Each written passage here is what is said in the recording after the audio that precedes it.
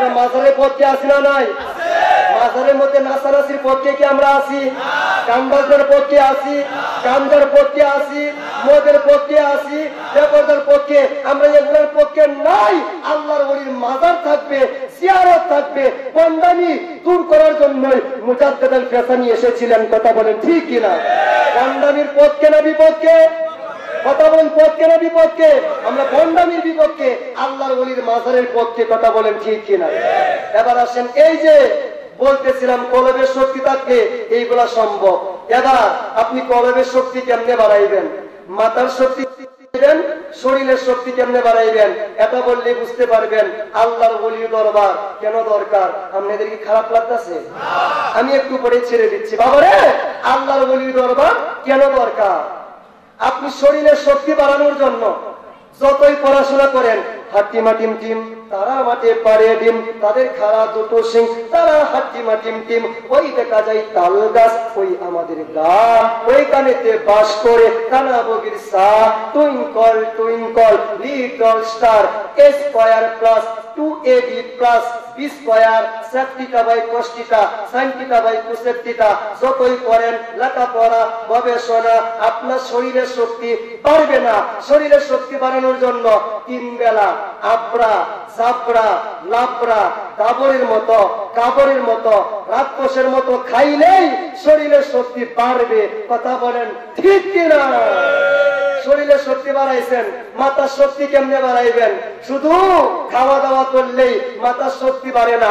মাথার শক্তি বাড়ানোর জন্য বেশি বেশি পড়াশোনা, বেশি বেশি গবেষণা, বেশি বেশি রব্বি জিদনি ইলমা দোয়া করলে মাথার শক্তি বাড়ে। আরেকটা সিস্টেমে মাথার শক্তি বাড়ে, বাবা যদি জ্ঞানী হয়, মা যদি গুণী হয়, জেনেটিক ভাবে মাথার শক্তি অনেকের বেড়ে যায়। এবার কলবের শক্তি আপনি কেমনে বাড়াইবেন? কলবের শক্তি বাড়ানোর জন্য 5 ওয়াক্ত নামাজ ছাইড়া দেওয়ার দরকার আছে না নাই? লাভ হইব? কলবের শক্তি বাড়বো, 5 ওয়াক্ত নামাজের পরে টিভির সামনে বসার দরকার আছে না নাই? কলবের শক্তি বাড়বো?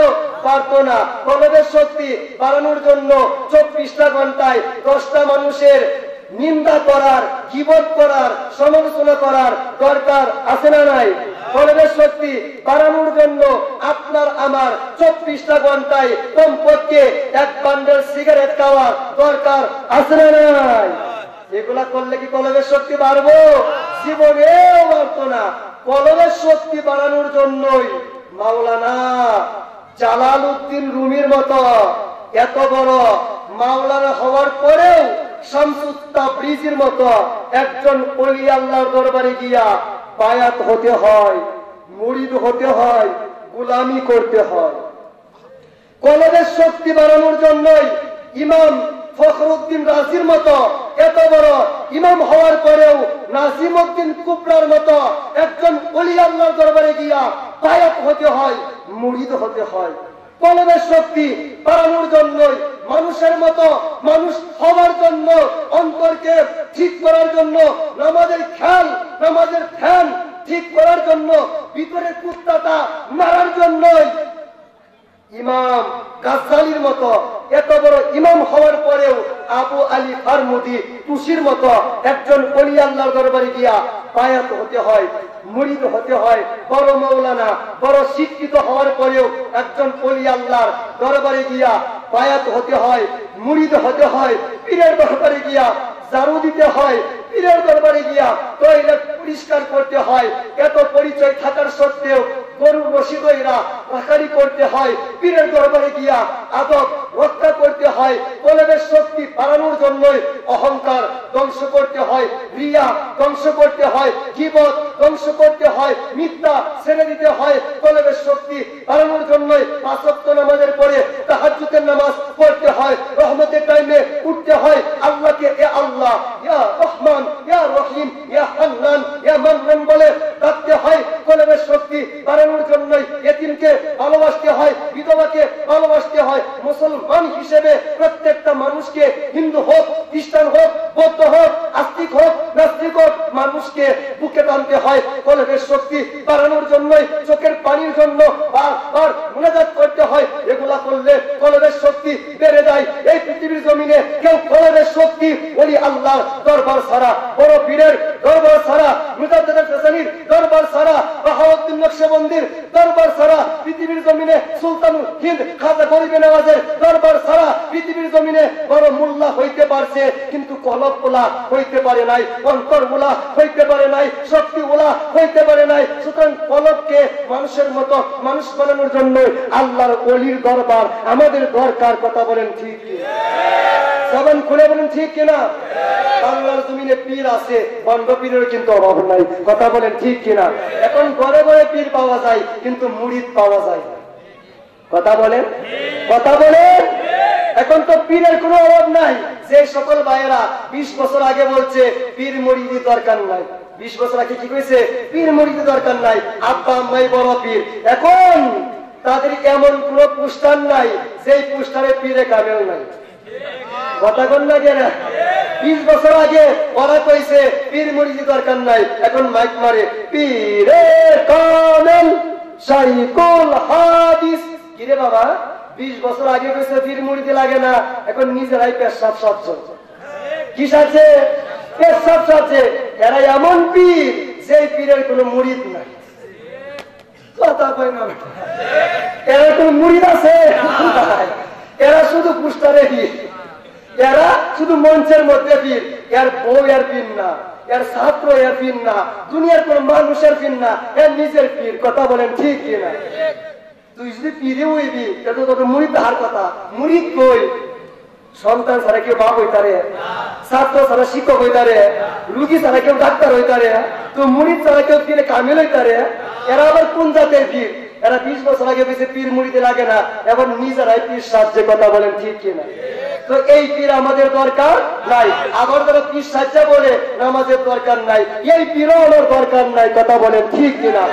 এত কিছুর মাঝখানে বুকে হাত দিয়া বলবেন গাউসুল আজম এনায়েতপুরীকে পেয়েছেন, শাহনশাহকে শম্ভুগঞ্জকে পেয়েছেন, বড় হুজুর পাককে পেয়েছেন, মেজু হুজুর পাককে পেয়েছেন, সুজা হুজুর পাককে পেয়েছেন, দুজা হুজুর পাককে পেয়েছেন, সেজু হুজুর পাককে পেয়েছেন, মুরিদের দর্দি ওলি হুজুর পাককে পেয়েছেন, প্যারাডাইস করা পেয়েছেন, আটরশি পেয়েছেন। আপনি এবং আমি শ্যামলীবাজি হুজুর পিসাই হুজুরদেরকে পেয়েছি। বাবার এটা এমন সিলসিলা, যে সিলসিলা সম্পর্কে মদিনা শরীফ থেকে খবর আসে। গাউসুল আজম সৈয়দ ওয়াজেদ আলী হুজুর পাক একদিন জিজ্ঞাসা করে, হে এনায়েতপুরী, হে আমার ইউনুস, বলো তোমার বংশের নাম কি? সৈয়দ ওয়াজেদ আলী হুজুর পাকের এই প্রশ্নের উত্তরে সৈয়দ ইউনুস আলী হুজুর পাক বলে, ওগো আমার মুর্শিদ, আমরা সৈয়দ বংশের মানুষ, আমরা আওলাদে রাসূল, কিন্তু ও আমার মুর্শিদ, আমাদের যে বংশের তালিকা এটা আমাদের এলাকায় আগুন লাগার কারণে পুড়ে গেছে, নষ্ট হয়ে গেছে। সৈয়দ ওয়াজেদ আলী হুজুর পাক বলে, বংশের তালিকা লাগবে না, কোষ্ঠী পাথর লাগবে না। গত রাত্রে আমার রাসূল আমাকে বলেছে ইউনুস আমার বংশধর, ইউনুস আওলাদে রাসূল। জবান খুলে বলেন আল্লাহু আকবার। আরেকটা আওয়াজ করে বলেন আল্লাহু আকবার। আমরা আওলাদে রাসূলের ঘাটি আছি, চিন্তা নাই, চিন্তা নাই, চিন্তা নাই। আর আমার মুর্শিদ বন্দামি করে ওই আল্লাহ হয় নাই, আর বন্দামি করে পীর মুরিদি পাওয়ার জন্য আপন মুর্শিদের ইত্তেবা করে নাই। যখন সৈয়দ ওয়াজেদ আলী হুজুর পাক বলতে লাগলো, আমি আগামীকালকে তোমাদেরকে খেলাফত দিব, পিরানি দিব, তোমরা রেডি হয়ে এসো, তোমরা গোসল করে এসো, নতুন জামা পরে এসো, আতর মাখিয়ে এসো। তখন 56 জন নতুন পোশাক পইরা সকালে বেলায় গোসল কইরা গায়ের মধ্যে আতর লাগাইয়া চলে যাচ্ছে সৈয়দ ওয়াজেদ আলী হুজুর পাকের দরবারে। আজকে ওনাদেরকে খেলাফত দেওয়া হবে, পাগড়ি দেওয়া হবে, পিরানি দেওয়া হবে। তো সৈয়দ ওয়াজেদ আলী হুজুর পাক বাজারের মধ্যে গেলেন পাগড়ি কেনার জন্য। 57 জন খাদিমের জন্য 56টা পাগড়ি পাইলেন। একটা পাগড়ি শর্ট পড়লো। সকাল বেলায় 56 জন রেডি হয়ে চলে আসলো। সৈয়দ ওয়াজেদ আলী হুজুর পাক প্রত্যেকের মাথায় একটা একটা করে পাগড়ি পরাইয়া দিলেন। কিন্তু ইউনুস তো আসে না, এনায়েতপুরী তো আসে না। সৈয়দ ওয়াজেদ আলী হুজুর পাক বললেন, কিরে আমার ইউনুস কোথায়, আমার এনায়েতপুরী কোথায়? 56 জন বললো, হুজুর আমরা যখন গোসল কইরা নতুন পোশাক কইরা আমরা যখন গায়ের মধ্যে আতর লাগাইয়া সুরমা লাগাইয়া আসতেছিলাম, ইউনুসকে দেখি পাগলার মতো, একটা ছোট্ট বাচ্চার মতো, একটা খেরের কুসালির মধ্যে ছোট্ট বাচ্চার মতো হাও মাও করে কাঁদতেছে, হাও মাও করে কাঁদতেছে, হাও মাও করে কাঁদতেছে। আমরা কিচ্ছু বুঝতে পারলাম না, জিগাইলাম, কোনো কথা বলে না। তখন ওয়াজেদ আলী হুজুর পাক বলে, আমার পাগলাটারে দইরা আনো, ইউনুসকে দইরা আনো, আমার এনায়েতপুরীকে দইরা আনো। 56 যখন নিয়ে চলে আসলো, উনি বললেন, সৈয়দ ওয়াজেদ আলী হুজুর পাক বললেন, তুমি আসলো না কেন? আমি তো তোমাকেও দাওয়াত দিয়েছিলাম, পাগড়ির কথা বলেছিলাম, খেলাফতির কথা বলেছিলাম, পিরালির কথা বলেছিলাম। তখন এনায়েতপুরী হুজুর পাক বলছেন, হুজুর আমি পাগড়ির আশায় আপনার খেদমত করি নাই, পীরাইর আশায় আপনার খেদমত করি নাই, খেলাফতির আশায় আপনার খেদমত করি নাই। আপনি যখন ধর্মের কথা বলতেন, আমি আপনার পিছনে হাত পাতা মারতে মারতে আমাকে মশা কামড়াইছে বলতে পারি না। এজন্য এনায়েতপুরি হুজুর পাক বলতো, আমার যৌবনের রক্ত কুবরা শরীফের মশার পেটে চলে গেছে। বাবা, তরিকা এত সোজা না, তরিকা এত সোজা না, তরিকা এত সোজা না। এনায়েতপুরি হুজুর পাক বলে, হুজুর আপনার খেদমত কইরা অন্তত এতটুকু বুঝছি, মুর্শিদ যখন কাউকে খেলাফত দেয়, খেলাফত দেওয়ার পরে মুর্শিদ এই পৃথিবীর জমিনে আর বেশি দিন টিকে থাকে না, আর বেশি দিন টিকে থাকে না, আর বেশি দিন টিকে থাকে না। মুর্শিদ আপনি যদি চলে যান, আমি পাখি দিয়া কি করবো, খেলাফতি দিয়া কি করবো, পীরাই দিয়া কি করবো? আমার তো আপনাকে দরকার, আপনাকে দরকার, আপনাকে দরকার। ওয়াজাদ আলী হুজুর পাক আর টিকতে পারবেন না, নিজের চোখের পানি ছেড়ে দিলেন। নিজের পাগড়িটা সৈয়দ ওয়াজাদ আলী হুজুর পাক নিজের হাতে এনায়েতপুরীর মাথায় পরাইয়া দিলেন। আমরা সেই পীরের মুরিদ, কথা বলেন ঠিক কিনা? আরেকটা আওয়াজ করে বলেন ঠিক কিনা? উনি মুরিদের পকেটের দিকে তাকায় থাকে না, মুরিদের পকেটের দিকে তাকায় থাকে না। হায়দারপুর দরবার শরীফে আসলাম, গদিনিসিন হুজুর পাককে দেখলাম, চেহারার মধ্যে নূর আছে না নাই? আরে নূর সাক্ষ্য দেয় এরা আওলাদে রাসূল, এরা ওলি আল্লাহ, কথা বলেন ঠিক কিনা? বাবা, যারা পকেটের দিকে তারা তাকায় থাকে না, একটা ছোট্ট মেয়ে, ছোট্ট মেয়ে, ছোট্ট মেয়ে মুর্শিদকে কি নজরানা দিবে? টাকা নাই, পয়সা নাই, তার একটা বাগান আছে, বাগানের মধ্যে কিছু শাক সবজি উঠছে। শাক সবজি গুলো একসাথে করে একজন মিয়াজি, একজন খলিফা ওয়াজাদ আলী হুজুর পাকের, এনায়েতপুরি হুজুর পাকের দরবারের দিকে যাচ্ছে। ছোট্ট মেয়েটা বলে, আপনি কই যান? ওই এনায়েতপুরে যাইতেছি, আমি আমার মুর্শিদকে কিছু হাদিয়া দিতে চাই। কি হাদিয়া দিবা? এই যে শাক সবজির পুটলাটা দরায়া দিছে, আপনি একটু দয়া করে এনায়েতপুরি হুজুরের দরবারে আমার এই হাদিয়াটা পৌঁছে দিবেন। কিন্তু শাক সবজির ছোট্ট একটা পুটলা কেমনি এনায়েতপুরীর হাতে উনি দরায়া দিবেন? টাকা পয়সার নজর ছিল, এনায়েতপুরি হুজুর পাকের হাতে সবকিছু তুলে দিয়েছেন। কিন্তু একটু পরে পরে এনায়েতপুরি হুজুর পাক বলে, তোমার কাছে কি আরো কিছু আছে? না না হুজুর, আমার কাছে যেইগুলো নজর ছিল দিয়া দিছি। একটু পরে আবার জিজ্ঞেস করে, আরে তোমার কাছে কি আরো কিছু আছে? না হুজুর, আমার জানা মতে তো আর কিচ্ছু নাই, সবগুলা দিয়ে দিছি। একটু পরে এনায়েতপুরি হুজুর বলে, আচ্ছা তোমার কাছে কি শাক সবজি গুলা নাই? তোমার কাছে কি শাক সবজি গুলা নাই? আমার যেই প্রেমিক, আমার যে মহব্বতের বান্দিটা, আমার যে মহব্বতের মুরিদটা শাক সবজিটা দিচ্ছে আগে, এগুলো আমার হাতে ধরায় দাও। তার নাম এনায়েতপুরী, তার নাম এনায়েতপুরী, তার নাম এনায়েতপুরী। যিনি কোরআন শরীফের পরে হারিকেন নিয়ে বের হয়ে যেতেন। দাদি পীর মা বলতেন, আপনি কি হারাইছেন, কি স্বর্ণ হারাইছেন, এত পাগলের মতো খুঁজতেছেন কেন, এত হয়রান করছেন কেন? ওই আমি স্বর্ণ হারাই নাই, আমি রূপা হারাই নাই, আমি কোটি টাকা হারাই নাই। গত রাত্রেই আমার পাগলেরা এখানে হাঁটাহাঁটি করছে, আমার রুহানি আওলাদ হাঁটাহাঁটি করছে। আজকে এরা চলে গেছে, আজকে মৌসাকের বাঘ ভেঙে গেছে, আজকে আনন্দের মেলা ভেঙে গেছে। আমি আমার মুড়িদের পায়ের সাপ দেখা অন্তরের মধ্যে শান্তি নিচ্ছি। তার নাম এনায়েতপুরী। এই এনায়েতপুর দরবার শরীফ থেকে সারা বাংলাদেশ উপমহাদেশের মধ্যে কমপক্ষে কোটি মানুষের অন্তরে ইমানের বাতি জ্বলছে। কথা বলেন ঠিক কিনা? আবার বলেন প্রতিকূল পরিবেশ। বর্তমান কি পরিবেশ? প্রতিকূল পরিবেশ। কারবালার চাইতে বেশি প্রতিকূল?